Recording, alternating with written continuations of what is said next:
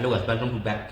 तो आज का हमारा टॉपिक होने वाला है एमईएस। जैसे कि हम लोग जानते हैं एमईएस में जो न्यू लोग कॉन्ट्रैक्टर होते हैं वो क्या होते हैं, वो जल्दी जल्दी रजिस्ट्रेशन तो करवा लेते हैं, बट जो फिर बाद में उनको प्रॉब्लम आती है वो आज मैं आपको प्रॉब्लम बताऊंगा कि उनको क्या इशू आते हैं, क्या दिक्कत आती है, उनको मतलब क्या प्रॉब्लम आती है। आज मैंने सारी प्रॉब्लम लिख के रखी है पीडीएफ में, मैं आपको अच्छे से दिखाऊंगा वो, ठीक है, और अच्छे से समझाऊंगा, ठीक है। तो सबसे पहले मैं आपको एक चीज़ बताता हूँ, बहुत से लोग क्या है एमईएस में रजिस्ट्रेशन करवा लेते हैं, फिर 6-8 महीने बाद उनको प्रॉब्लम आती है कि कौन उनको ठेके नहीं मिल रहे, उनको ये इशू आ रहा है, उनका ये बहुत सी प्रॉब्लम होती है भाई।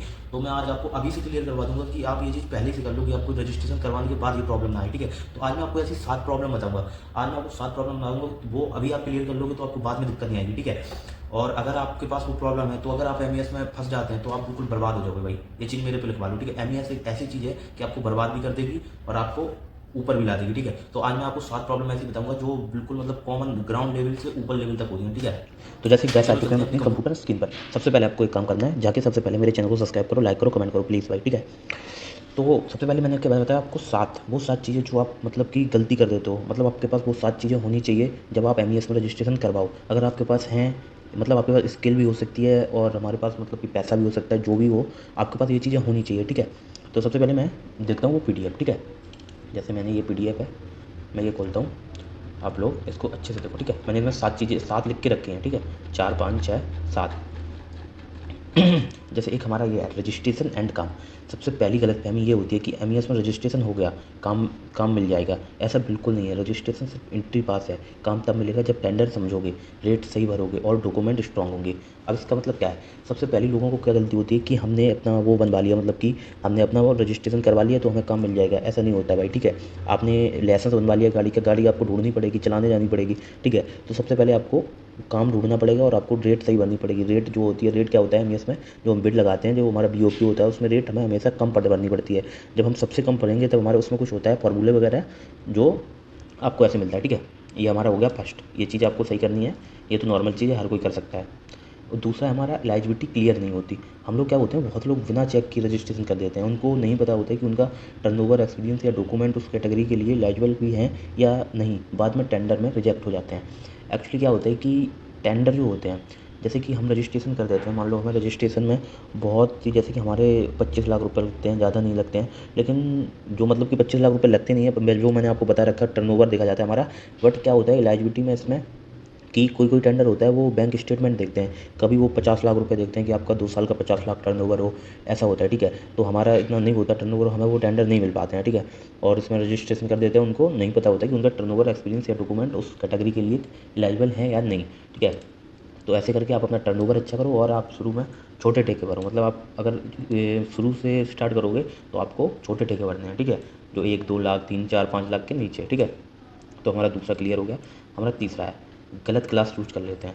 कोई कोई क्या होता है, कोई कोई सीधा ऊपर आसमान में जाना चाहता है। बेंगल लोग सोचते हैं कि बड़ी क्लास लेंगे तो बड़ा काम मिलेगा, पर सच ये है कि बड़ी क्लास ज़्यादा कंपटीशन, ज़्यादा पैसा, ब्लॉक शुरुआत हमेशा छोटी क्लास से करनी चाहिए, ठीक है।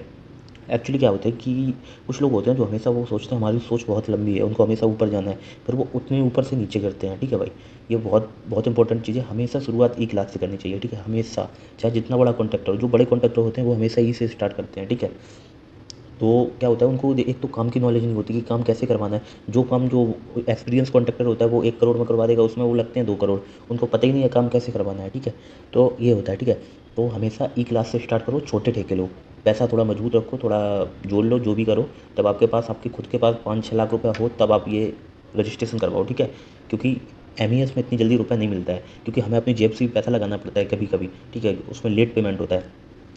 तो ये हमारी तीसरी हो गई। और हमारी चौथी है डॉक्यूमेंट, ठीक है। डॉक्यूमेंट अधूरे या वीक होते हैं। एमईएस में डॉक्यूमेंट बहुत स्ट्रिक्ट होते हैं। सॉल्वेंसी, जैसे मैंने बताया आपको, solvency, ITR, GST, experience certificate, अगर एक भी वीक है तो टेंडर में चांस कम हो जाता है। सिर्फ रजिस्ट्रेशन के लिए डॉक्यूमेंट बनाना काम नहीं करता। ये एक्चुअली क्या है कि आप लोग बोलते हो जैसे कि उसमें 10 लाख का वो लग रहा है सॉल्वेंसी सर्टिफिकेट, तो कोई कोई 10 ही लाख का बनवा लेता है, समझ रहे हो। फिर बाद में उनको इस चीज़ में प्रॉब्लम होती है, कभी कभी टेंडर में 20 लाख का मांग लेते हैं, बड़े टेंडर लोगे तो 15 लाख का मांगेंगे। तो इसमें आपका जितना अच्छा होगा सॉल्वेंसी सर्टिफिकेट, उतना अच्छा आपको वो मिलेगा, ठीक है। जीएसटी में आप जितना अच्छा वो लिखोगे, सर्टिफिकेट में जितना बढ़िया तरीके से सर्टिफिकेट बनेगा कि अच्छा एक्सपीरियंस है ज़्यादा ईयर्स का, तो मतलब ज़्यादा अच्छा होता है, ठीक है। आप लोग समझ गए, डॉक्यूमेंट अधूरे या वीक होते हैं तो उसमें फिर बाद में प्रॉब्लम हो जाती है, ठीक है। आपको ये क्लियर हो गया चौथा नंबर। इसमें क्या है, एमईएस में डॉक्यूमेंट बहुत स्ट्रिक्ट होते हैं, ठीक है। इसमें डॉक्यूमेंट मतलब आप जितना अच्छे से बनवाओगे उतना आपको आगे फ़ायदा होगा, ठीक है। अब आता है हमारा 5, लोकल एमईएस ऑफिस का रोल इग्नोर कर देते हैं। ये बहुत इंपॉर्टेंट, लास्ट में आपको एक बात बताऊंगा मैं, ठीक है। सबसे इंपॉर्टेंट जो ये 5 नंबर है, ये देखो बहुत इंपॉर्टेंट है, मैन इंपॉर्टेंट, ठीक है। इसमें क्या होता है, एमईएस का काम सिर्फ ऑनलाइन नहीं होता। आप सोच रहे हो मैं ऑनलाइन टिके भर दूंगा, ऑनलाइन रजिस्ट्रेशन बना लूँगा, ऑनलाइन सब कर लूँगा, बाहर निकल के कहीं घूमूंगा नहीं, कहीं देखूंगा नहीं। आप ऐसे सोच लो, मैं आपको एग्जांपल देता हूँ। आपने कोई शॉप खोला, आपके शॉप पे ग्राहक अपने आप आएंगे क्या? आपको बाहर जाकर उसका प्रचार करना पड़ेगा, आपको मिलना पड़ेगा, सब लोगों को बोलना पड़ेगा मैंने शॉप खोला है। तो एमईएस का काम क्या है, सिर्फ ऑनलाइन नहीं होता। लोकल ऑफिस, लोकल कंटेनेंट और लोकल कॉन्ट्रैक्टर्स का नेटवर्क बहुत मैटर करता है। जो ये इग्नोर करता है वो ज़्यादा दिन तक टिक नहीं पाता। एक्चुअली क्या होता है कि हम लोग इसको ये सोचते हैं कि हम सब ऑनलाइन कर लेंगे, हम लोग ज़्यादा किसी से मिलेंगे नहीं, लेकिन भाई एमईएस में क्या है, आपको मिलना पड़ेगा, जो आपके बड़े कॉन्ट्रैक्टर हैं उनसे मिलना पड़ेगा, ठीक है।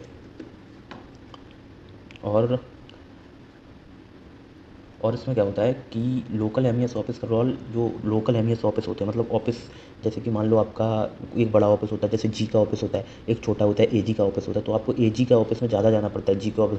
आप अगर डायरेक्ट चीफ इंजीनियर में जाओगे तो कोई फायदा नहीं है, ठीक है। आप ज़्यादा बड़े वाले ऑफिस में जाओगे, जो सबसे बड़ा ऑफिसर होता है, सीडब्ल्यू जाओगे, तो उससे कोई फायदा नहीं। वहाँ आपको बड़े ठेके के रिलेटेड होते हैं, वहाँ पर कोई काम नहीं है अगर आप न्यू कॉन्ट्रैक्टर हो। तो आपको छोटे मोटे जो एमईएस के हैं ठेके, मतलब जो ऑफिस है, जैसे एजी का ऑफिस है, जी का ऑफिस है, यहाँ पे आपको जाके उनसे मिलना है, जेई वगैरह से मिलना है, जो है उनसे बात करनी है, उनसे थोड़ा अच्छा व्यवहार बनाना है। अगर आप उनसे जितना अच्छा करोगे उतना आपको फ़ायदा होगा, ठीक है। क्योंकि मैन मालिक वही होते हैं, ना उसमें सीडब्ल्यू कुछ करते हैं ना कुछ करता है, एजी और जेई, ये 2 मैन है, ठीक है। तो हमारा ये 5वां नंबर हो गया। और अब हमारा आ गया 6वां नंबर। इसमें क्या होता है, पैसे का प्लानिंग नहीं होता। जैसे मैं आपको ऊपर भी बताया मैंने, बिगनर सिर्फ रजिस्ट्रेशन फीस का सोचते हैं, लेकिन टेंडर में ईएमडी, सिक्योरिटी डिपॉजिट, मटेरियल का पैसा, लेबर का खर्चा, ये सब पहले से प्लान नहीं करोगे तो काम मिलने के बाद भी प्रॉब्लम हो जाती है। ये क्या है देखो, इसमें क्या होता है, हम लोग सोचते हैं केवल 50,000 उसमें लग रहा है, 50,000 थोड़ा बहुत इधर करके मेरा 60,000 में रजिस्ट्रेशन हो जाएगा। बट वो आगे की नहीं सोचती कि जब हमें काम मिलेगा, जब काम मिलेगा तो फिर लेबर खर्चा भी देना है। एमईएस में क्या होता है, एमईएस में आपका कब 3-4 महीने आपका पेमेंट ना आए, और लेकिन आप 3-4 महीने काम तो नहीं रोक सकते ना। अगर आप काम रोकोगे, आपके पास जो लेबर है वो क्या करेगी, उसको भी तो देना है ना। तो आपको आपके पास इतना पैसा होना चाहिए कि आप अपने पास से उनको दे सको, ठीक है। अगर आप अपने पास से उनको दोगे, तो जब आपका वो एमईएस का आएगा, जब आपका बैलेंस हो जाएगा। बट क्या होता है, कोई लोगों के पास इतना पैसा नहीं होता है, फिर उनको बाद में बहुत दिक्कत हो जाती है, और काम जब वो पूरा नहीं करवा पाते हैं, फिर उनका रजिस्ट्रेशन भी ब्लॉक हो जाता है। जैसे कि एमईएस का आप काम लेते हो, नहीं करवा पाते हो, जैसे दिक्कत बढ़ती है बहुत ज़्यादा आगे, ठीक है। और एमईएस आपको ये सोचो कि हर महीने पैसे दे तो नहीं देने वाला, 3-4 महीने में एक बार देगा, ठीक है, खट्टा।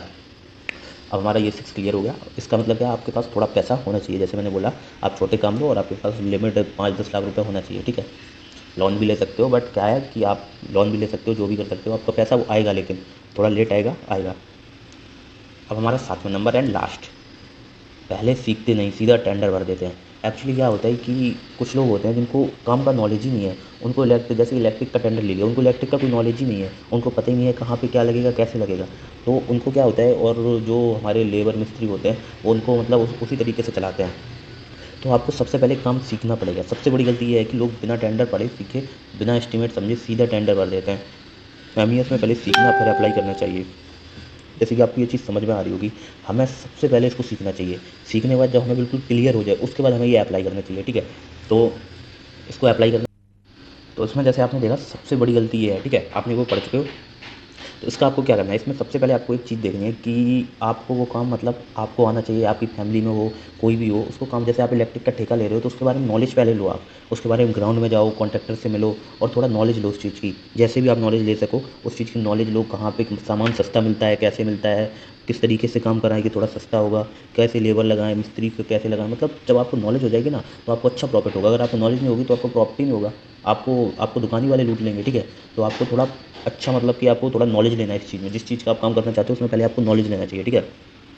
तो ऐसे ही मैंने बताया आपको ये 7 प्रॉब्लम, ठीक है। अगर ये आप 7 प्रॉब्लम अपनी क्लियर कर लेते हो, फिर बाद में आपको कभी एमईएस का काम आप अच्छे से कर सकते हो, आपको कोई भी प्रॉब्लम नहीं आएगी, ठीक है। और मैंने ये चीज़ें बताई, अगर आपको समझ में ना आया हो तो आप मेरे को वो कमेंट कर सकते हो, मैं अपना व्हाट्सअप नंबर कमेंट में दे दूँगा, मेरे से व्हाट्सअप कनेक्ट कर सकते हो, वहाँ से पूछ सकते हो, ठीक है। तो मैंने जैसा कि आपको ये प्रॉब्लम बताई, जो एमईएस में जो कॉमन प्रॉब्लम है सबसे ज़्यादा, जो नए लोग होते हैं वो यही ज़्यादा, उनको यही प्रॉब्लम में फंस जाते हैं और उनका पैसा बर्बाद हो जाता है, या फिर उनको बहुत ज़्यादा प्रॉब्लम हो जाती है, ठीक है। तो मैंने आपको सब कुछ बता दिया। अब आपका क्या है कि अगर आप बिल्कुल बिगिनर हो और एमईएस में स्टेप बाय स्टेप सीखना चाहते हो, तो इस चैनल को सब्सक्राइब कर लो, ठीक है। और कमेंट में एमईएस लिखो। मैं नेक्स्ट वीडियो में रजिस्ट्रेशन का कंप्लीट प्रोसेस बताऊंगा, ठीक है। नेक्स्ट में बता चुका हूँ वैसे, लेकिन मैं फिर दोबारा से एक बार बताऊंगा आपको, ठीक है। तो भाई अगर नए हो तो वीडियो को प्लीज़ प्लीज़ प्लीज़ सब्सक्राइब कर दो चैनल को, ठीक है। और एक प्यारा सा कमेंट कर